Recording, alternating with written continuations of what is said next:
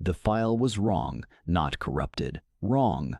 Archivist Velsharath had processed 14 million stellar surveys in his career, and he knew the difference.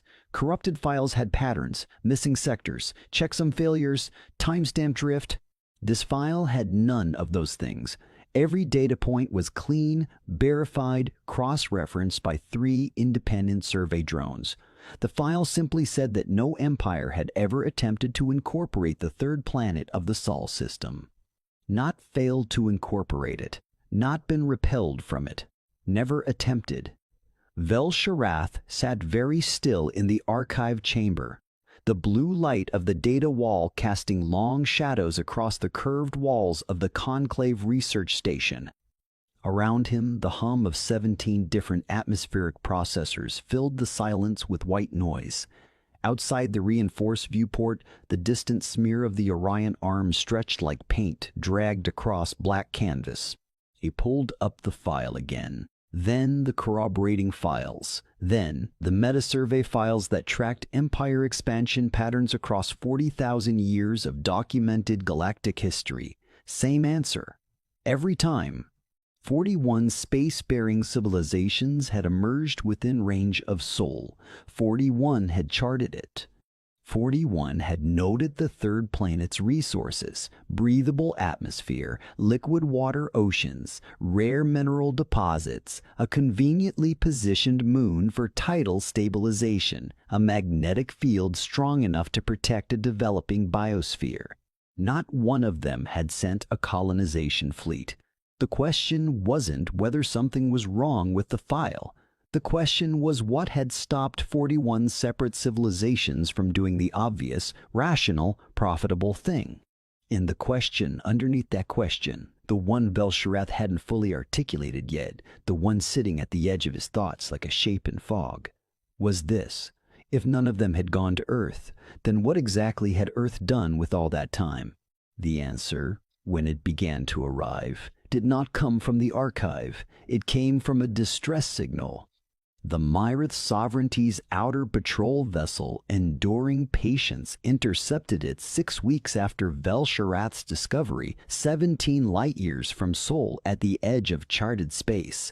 The signal was broadcast on a frequency no recognized civilization used anymore. A mechanical radio wave, almost laughably primitive, pulsing in a mathematical sequence that took the Sovereignty's translation engines approximately 4 minutes to identify as deliberate. The message, once decoded, said 3 things. First, we know you're out there. Second, we've known for a long time. Third, we're ready to talk if you are. Patrol Commander Thesek Vor read the decoded message twice. She was a Myrith elder, 4 upper limbs and 2 lower, skin the color of deep ocean sediment, eyes adapted for the low-light conditions of Myrith Prime's northern hemisphere. She had commanded patrol routes for 23 years. She had never received a message like this. "Where is the signal originating?" she asked. Her signals officer, young and quick, checked 3 times before answering. "Sol system, Commander, third planet." Thesek Vor did not respond immediately.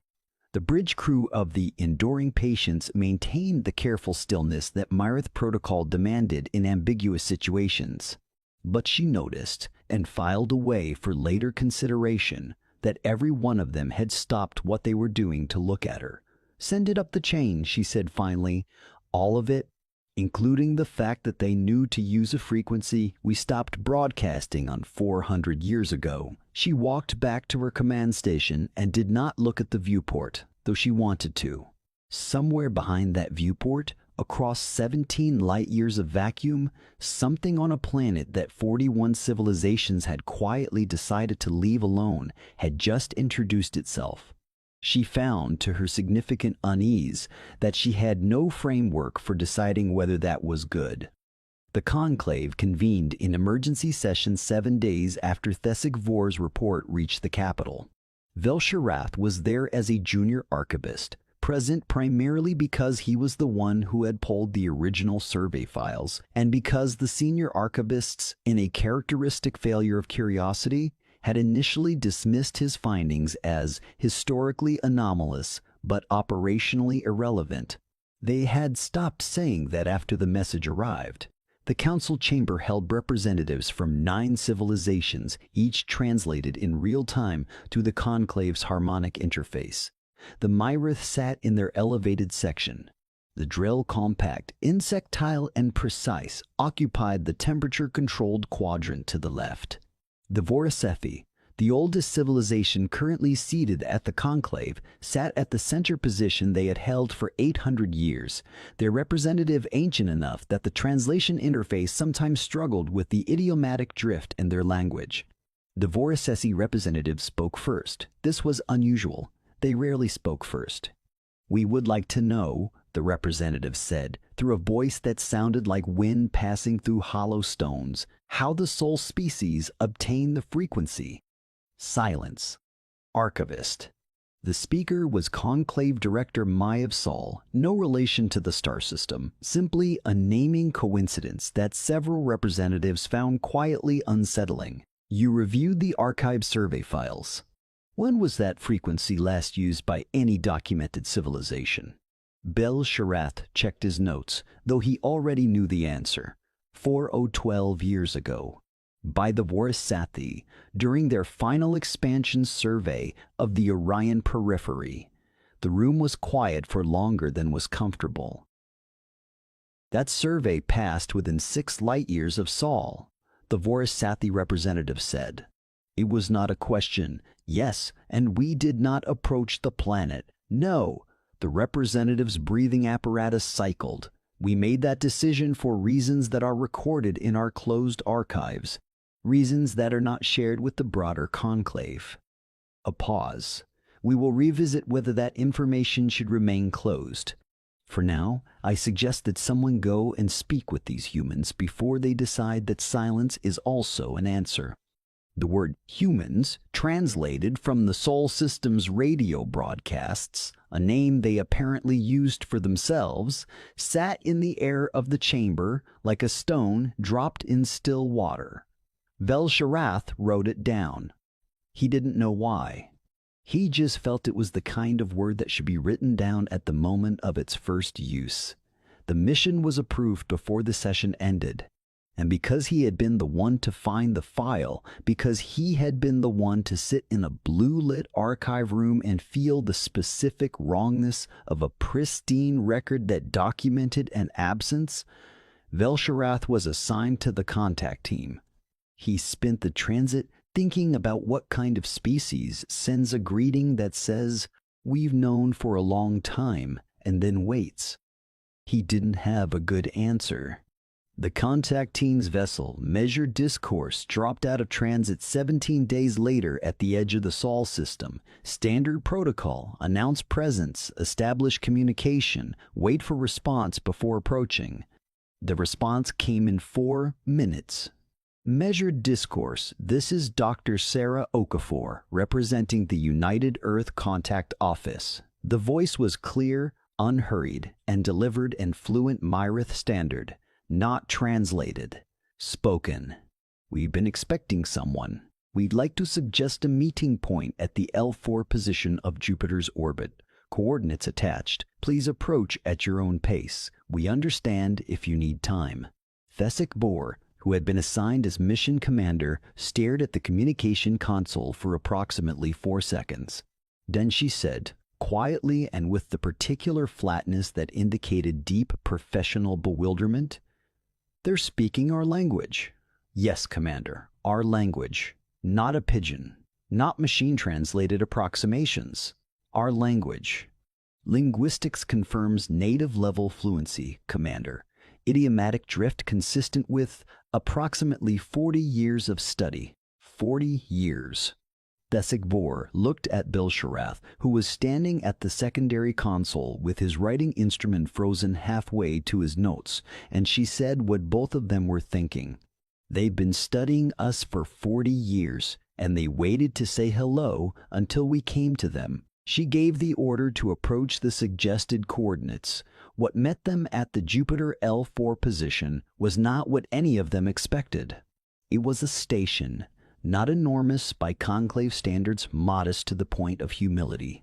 Constructed with obvious engineering competence, the structure was built from materials that Bel-Sharath's initial scan identified as partially synthetic and partially salvaged. Refined metals from asteroid captures, polymer composites, and in several sections, what appeared to be raw stone, carved and fitted with a precision that the structural analysis returned as hand-tooled with non-mechanical instruments.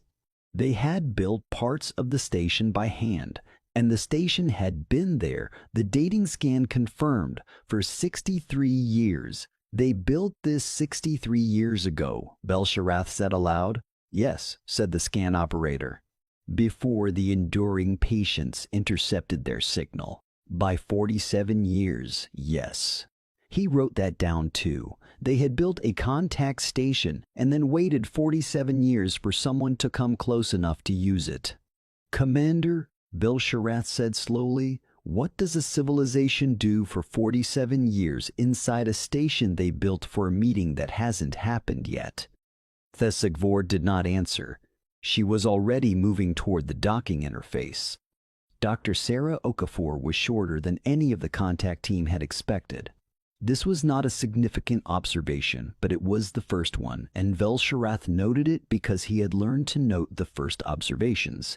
They often carried weight that the later, more analytical observations obscured.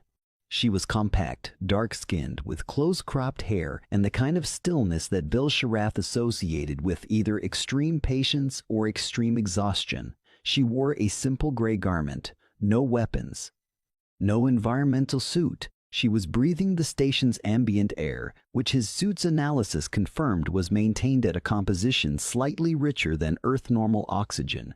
Adjusted, he realized, to be comfortable for a broader range of potential visitors. She had tuned the air in the station for guests who hadn't arrived yet. Welcome, she said, in Myrith Standard. Then, in what the translation interface flagged as Drell Compact formal greeting, she repeated the phrase. Then in Vorasethi Elder Register, which made the Vorasethi cultural liaison go completely motionless for a moment.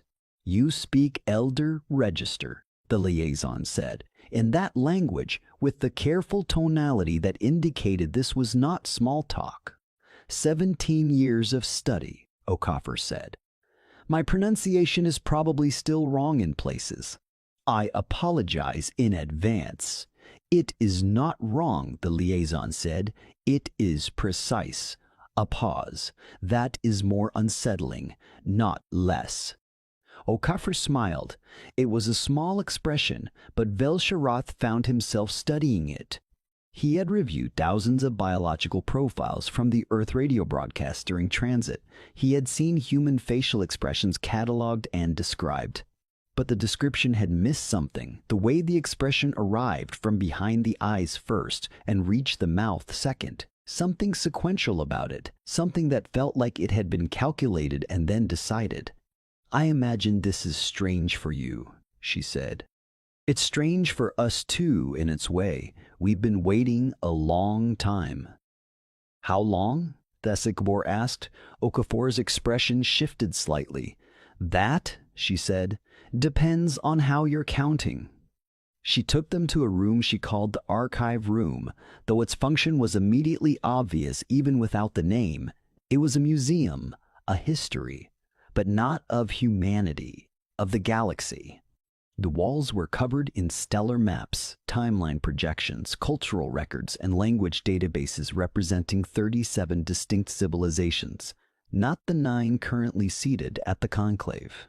37, including, Bel-Sharath realized with a slow-moving cold that started somewhere behind his eyes and spread outward, at least 6 civilizations he recognized from the conclave's closed archives, civilizations that had collapsed before the current galactic era, whose records were considered fragmentary at best. Humanity had records of dead civilizations that the conclave itself had lost.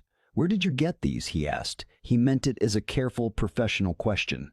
It came out as something else. We listened, Okafor said simply.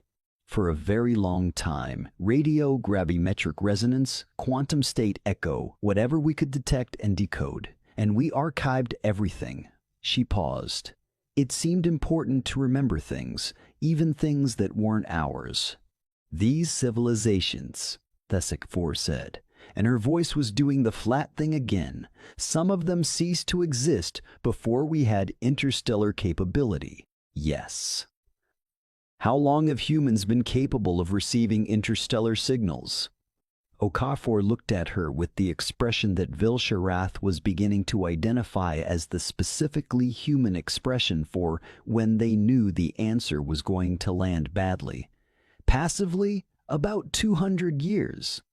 Actively enhanced passive listening arrays, about 90, enough to begin piecing together what was out here.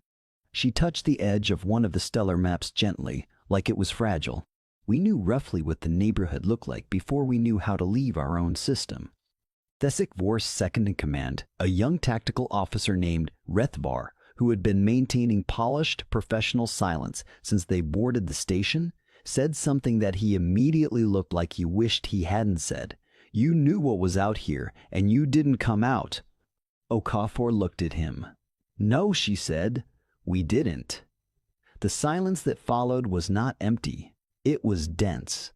Vilsharath felt the weight of the unasked question pressing against the room, and he understood, with a clarity that arrived without warning, that Okafor was waiting for them to ask it.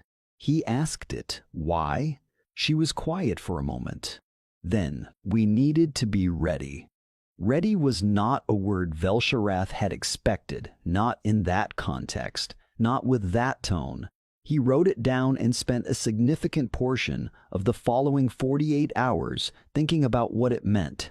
Ready implied unreadiness. It implied a period of deliberate preparation.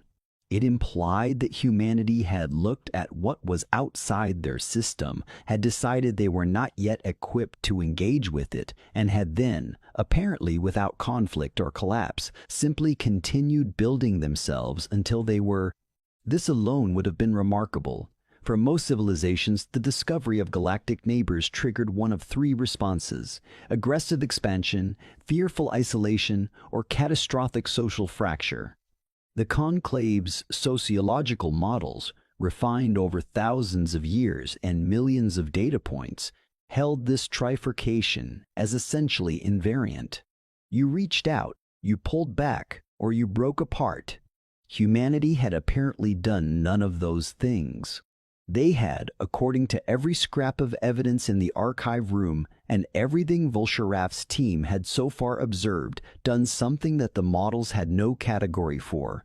They had sat very still, learned everything they could, and gotten better. The station's records, which Okafor shared with complete transparency, a transparency that Rethvar quietly flagged as itself suspicious, because civilizations with something to hide rarely volunteered information this freely, revealed that humanity had maintained unbroken contact operations from this station for 63 years. Teams rotating through 18-month cycles. Continuous monitoring. Language study. Cultural analysis. Economic pattern mapping for civilizations they had never directly interacted with. And then Vilsharath found the timestamp.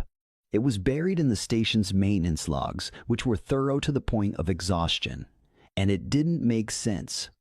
He read it twice, then called up the original source file, then sat back from the console and did the specific thing that Myrith researchers did when they encountered data that their model of the world couldn't accommodate.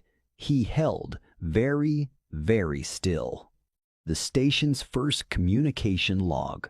The first signal ever sent from this facility, the one that the enduring patience had intercepted.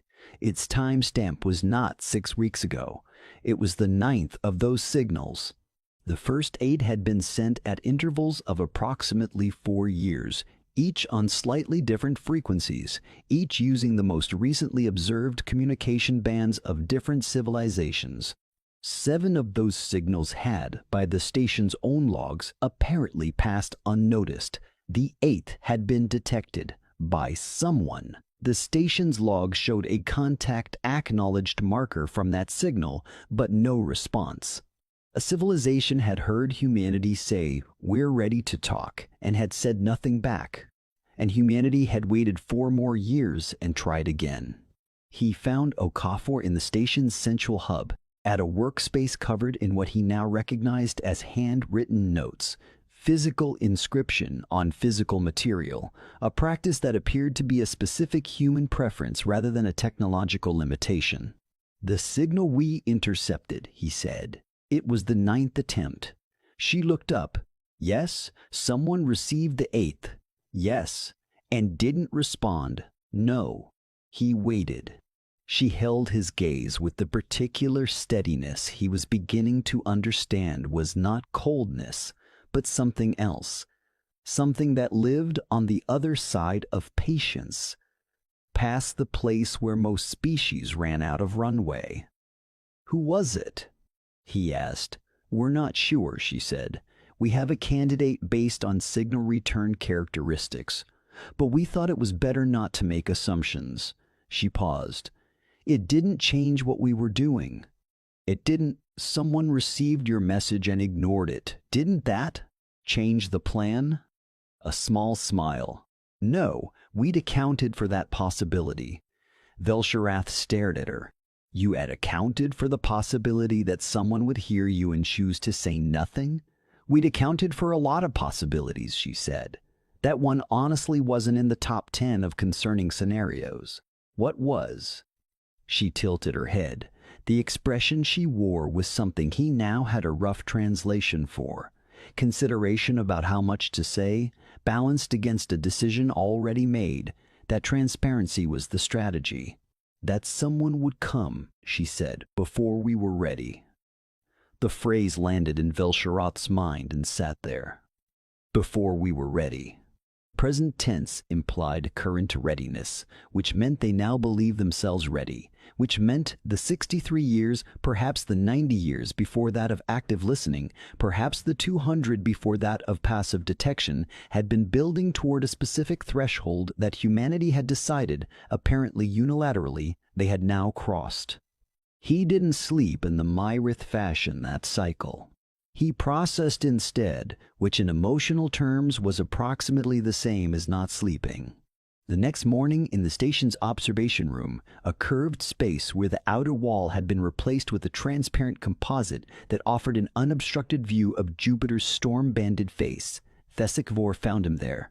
"I sent Rethvar to review the station's structural engineering logs," she said without preamble. "I wanted an assessment of how it was built. And he came back looking like he'd seen something he couldn't classify." She sat beside him. The station wasn't built by a construction crew. It was built by the teams that rotated through it. Every 18-month team contributed a section, over 63 years.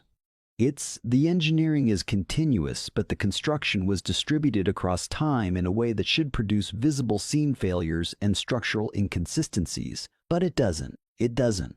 Because each successive team reviewed the previous team's work, identified the weak points, and reinforced them before adding their own section. She paused. Rethvar said it's the most structurally coherent, distributed construction he's encountered, not despite the time span. Because of it. It got better the longer it went on. Velsharath watched Jupiter's great red spot rotate with the vast indifference of a storm that had been spinning for longer than any of humanity's civilizations. "Commander," he said, "the Vorasethi closed archive. The reasons they chose not to approach Sol. I have the same question. Do you think Okafor would know what's in it?" Thesicvor was quiet for a moment. "I think if she knew, she'd tell us. And I think if she told us, it would explain a great deal." She stood. "I'm going to ask the Vorasathi liaison to open it. Formally. Today." She left.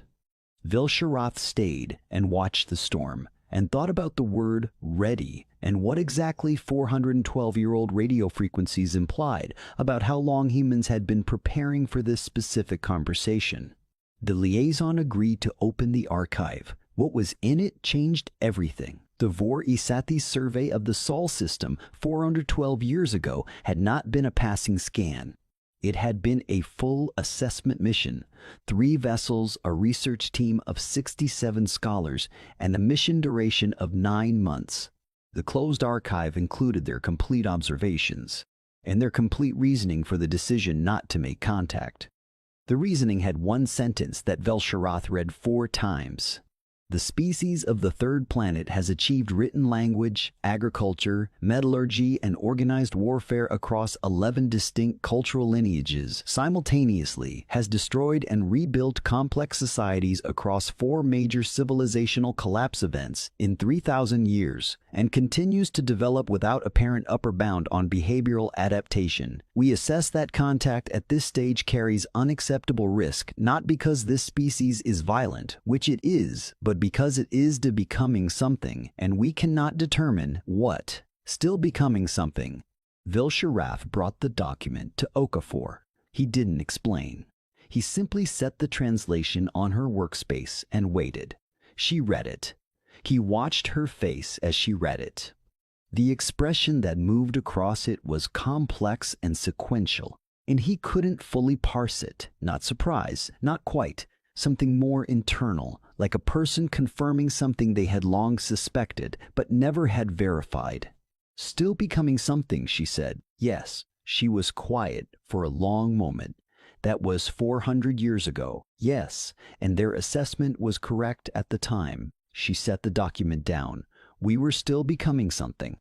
She looked at him with an expression he had no prior catalog entry for. We still are. What does that mean? She folded her hands on the workspace. Outside the window, the distant rim of Jupiter was a curved line of orange light. Dr. Tremaltek.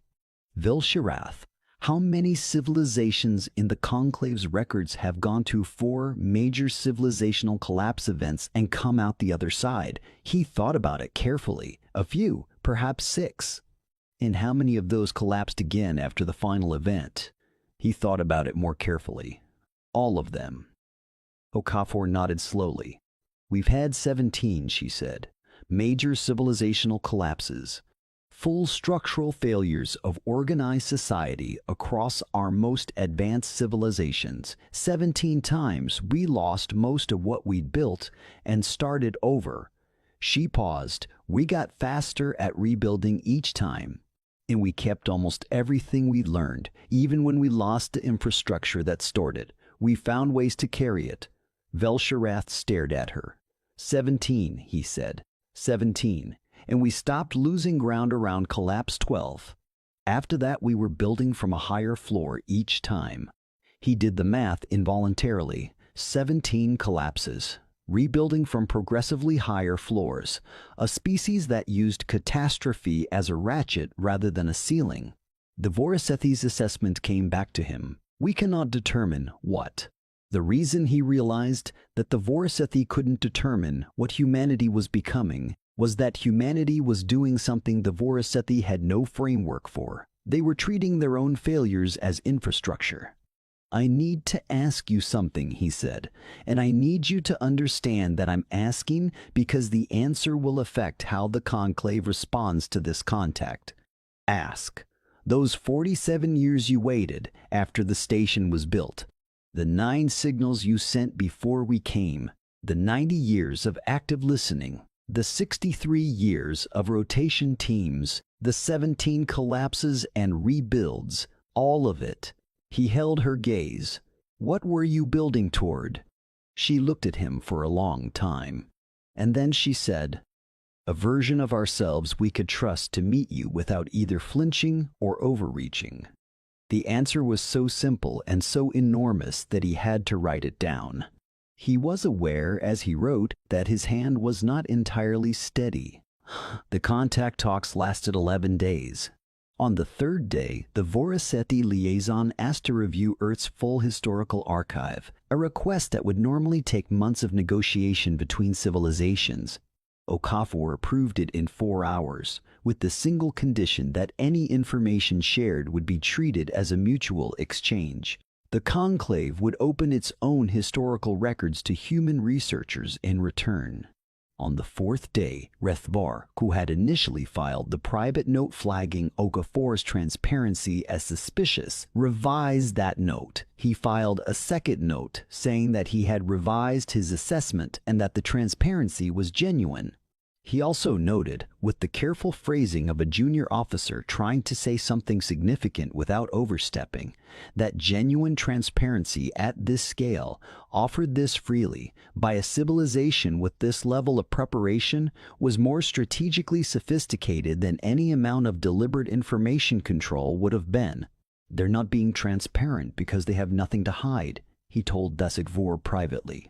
They're being transparent because they've decided openness is the correct long-term strategy, and they have enough confidence in their own position that secrecy isn't worth the relationship cost. Thesigbor looked at the young officer. When did you arrive at that? When I looked at the historical archive, he said. They have detailed records of 7 civilizations that I identified as having collapsed specifically because they withheld information from their neighbors at the moment of first contact. They used those collapses as case studies. For decades, he paused. Commander, they studied how civilizations fail at contact events and specifically designed their approach to avoid those failure modes. Thesigbor stared at him for a moment. Get Vilsharath. On the 7th day, the representative from the Drell Compact, who had been characteristically precise and silent throughout the early discussions, asked a single question that stopped the room. The collapsed civilizations in your archive, the ones that failed, you have records we don't. The Drell representative's compound eyes held no expression, but its posture carried something. Some of those failures, did humanity contribute to them? The silence was total. Okafor did not look away. In 2 cases, she said, human explorers made contact with civilizations in ways that, in retrospect, introduced destabilizing pressures. We had been trying to understand those situations for 80 years. They are part of why we waited. Another pause. They are part of why we needed to be ready. The Drell representative was still. You caused harm.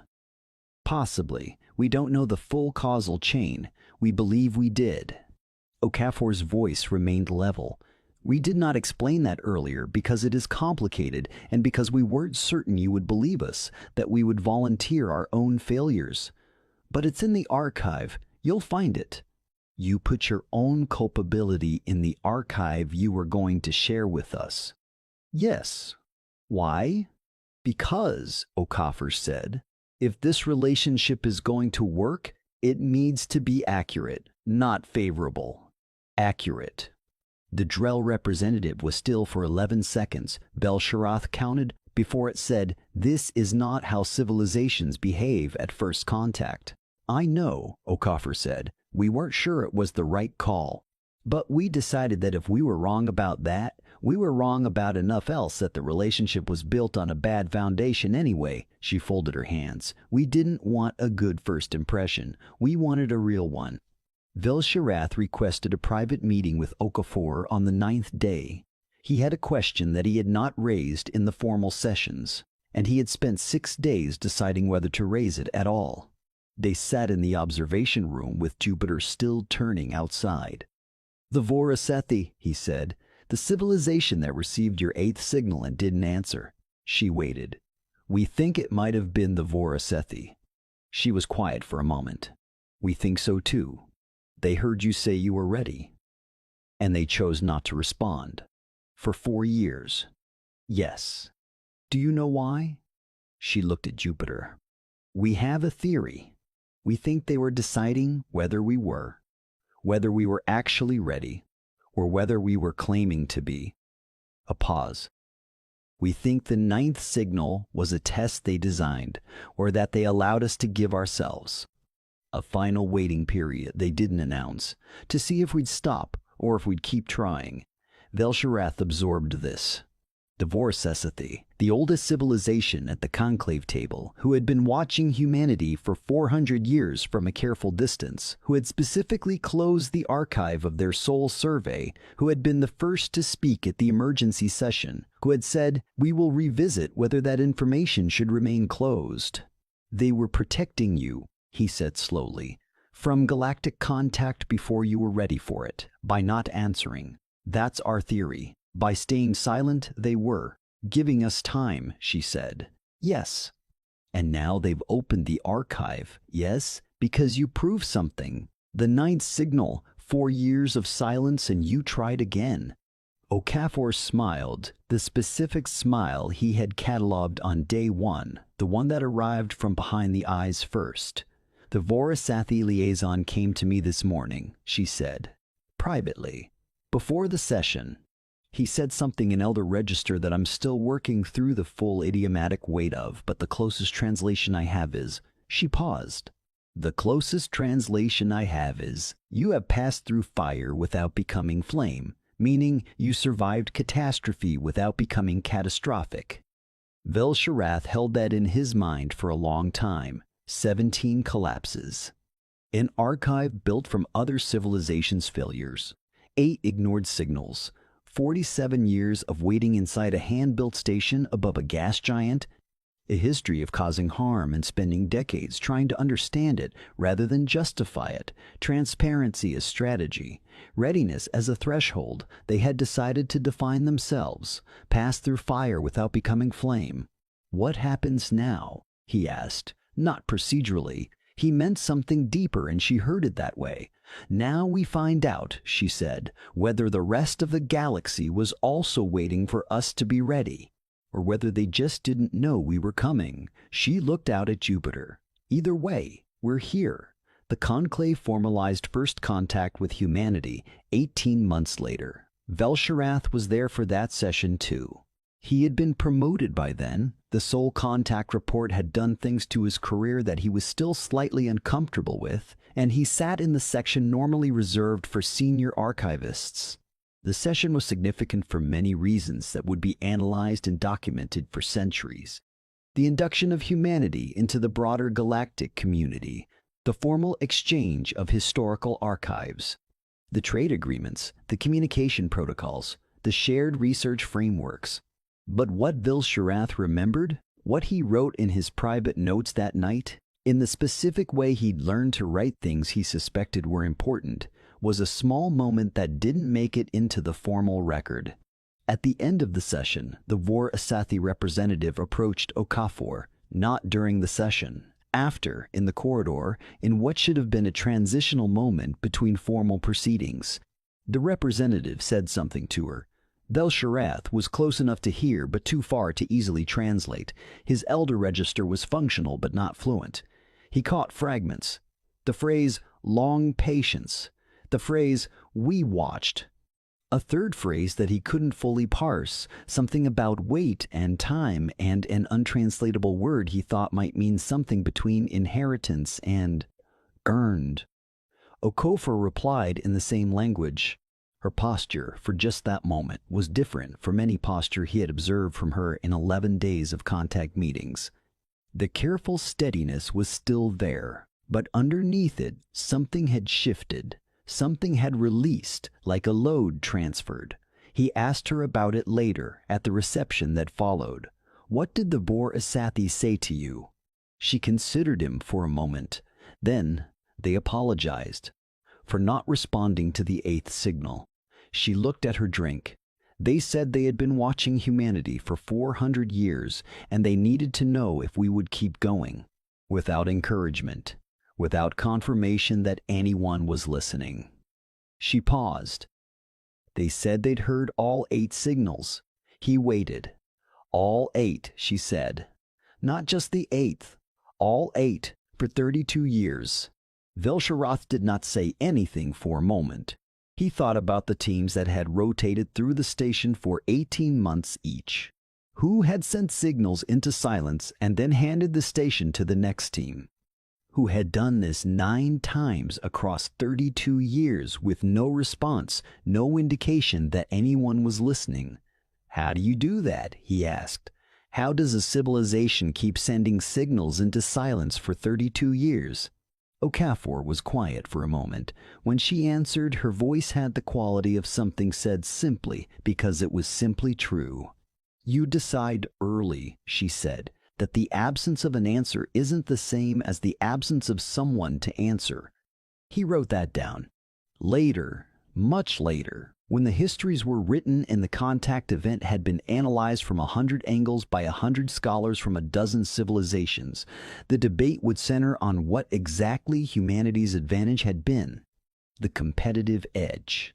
The trait or capability or structural feature that had allowed a species to survive 17 civilizational collapses, maintain a 400-year galactic monitoring program, build a contact station by hand over 6 decades, and wait without breaking.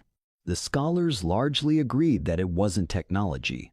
Humanity's technology at first contact was advanced, but not exceptional, late tier within the galactic range.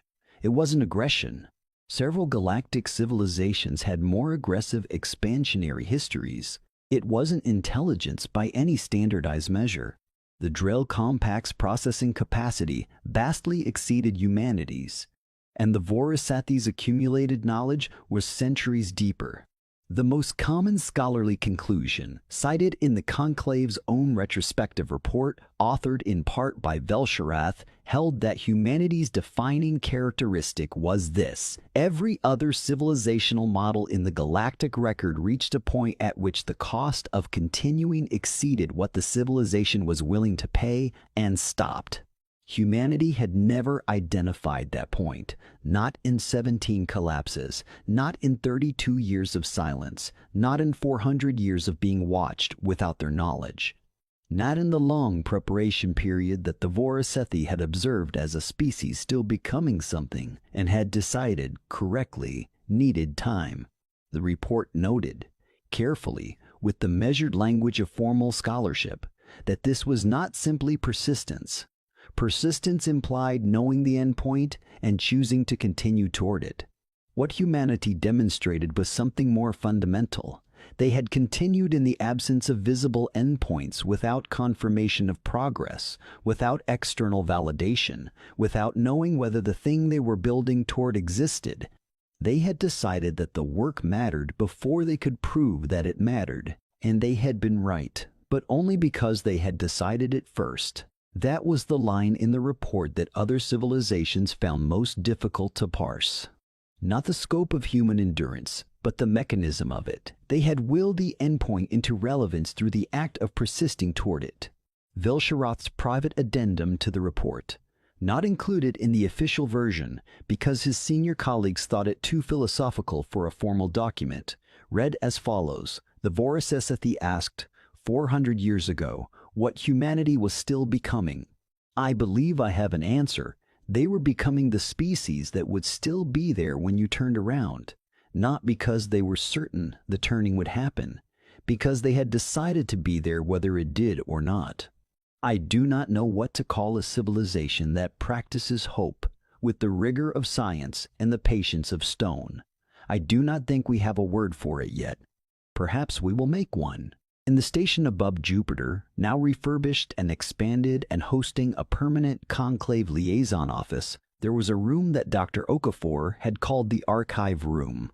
The curved walls still held the original stellar maps and language databases and cultural records that humanity had compiled across 9 decades of listening. A new edition had been mounted beside the entrance. A small plaque installed during the formal contact ceremony, text in 17 languages including Elder Register. Velsharath had written the Myrith version himself. In the human language that he had spent the last 18 months learning, it read simply, "We listened until you came. We will be listening still." Below it, in smaller text, was a date, not the date of the first contact session, not the date the station was built. The date of the first signal ever sent from Earth into the dark, 80 years before the station existed, a raw radio pulse on a quiet frequency, aimed at no specific destination, carrying only a mathematical sequence that said, to anyone who might be listening, we are here, we are thinking, we are reaching. No one had received it. No one had been close enough. But humanity had kept sending and sending and sending in the absolute silence of a galaxy that had for 400 years, and for reasons ranging from careful caution to simple inattention, chosen not to answer. And now here was the station, and here was the plaque. And here was the Conclave Liaison Office humming with activity, and here were the archives open and exchanging in both directions, and here, most implausibly of all, was a species that had spent the longest, quietest, most patient watch in the history of galactic contact, looking at the completed thing, and was not bitter, and was not triumphant, and was not surprised. They had expected to arrive. They had simply been willing to wait until they did. In the observation room on the last night before Bel-Sharath's team returned to the Conclave capital, he sat again with Jupiter turning below him and thought about the Voracesi's phrase, "Pass through fire without becoming flame." He had turned it over many times by then, and he understood it better with each handling. There was something about it that he hadn't written down yet. Not the literal meaning, the survival of catastrophe without becoming catastrophic. Something underneath that, something about the nature of fire itself. Fire spread by consuming, it grew by taking. A civilization that became flame grew fast and bright and was defined, in the end, by what it had burned. But a civilization that passed through fire, that was refined by it, that used each collapse as a lesson and rebuilt from a higher floor, that civilization carried the heat internally and was warm rather than burning, present rather than consuming. That was what the galaxy had been watching, without fully recognizing it, for 400 years. Not a species rising, a species over and over and over again choosing to rise.